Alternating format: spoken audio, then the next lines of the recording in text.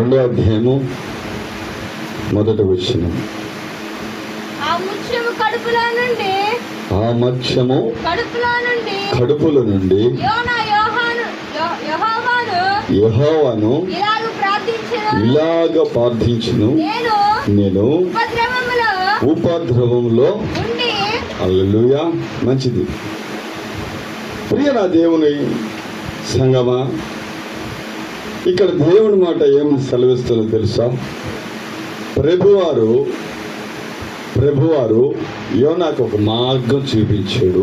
ఆ మార్గంలో ఆయన మాట ప్రకటించటానికి దేవుడు పంపిస్తే యోనా గారు మాట్లాడారు. యోనా గ్రంథంలో మొదటి అధ్యాయంలో చదువు 3వ వచనంలో,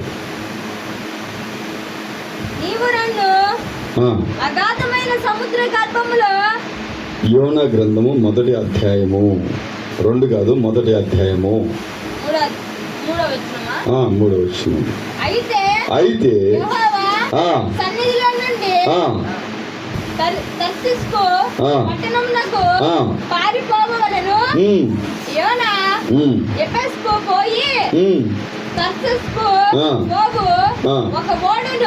ఎటు పోవాల్సిన వాడు ఎటు పోయాడు?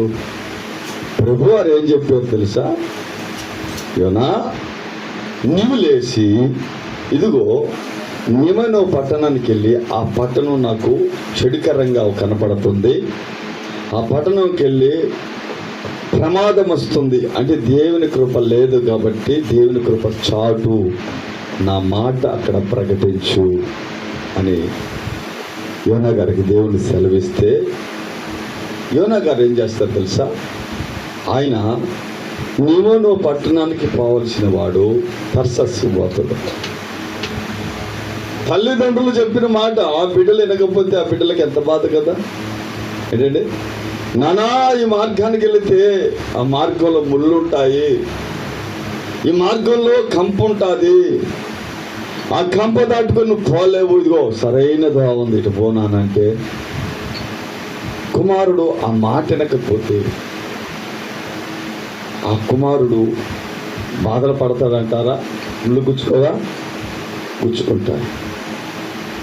దేవుని మాట ఏమని సెలవిస్తుందంటే, దేవుని సన్నిధిలో నీ విశ్వాసం కలిగి, కృతజ్ఞత కలిగి, నీవు భయభక్తులతో దేవుని సన్నిధిలో నువ్వు వెతికితే ఎలా ఉంటుందో తెలుసా? ద్రాక్షవల్లి అంటు కట్టిన ఎలా ఉంటుందో, ఎలా ఫలిస్తుందో అలా ఫలిస్తావు. దేవునికి మహిమ కలుగును గాక. హల్లెలూయా. ద్రాక్షవల్లి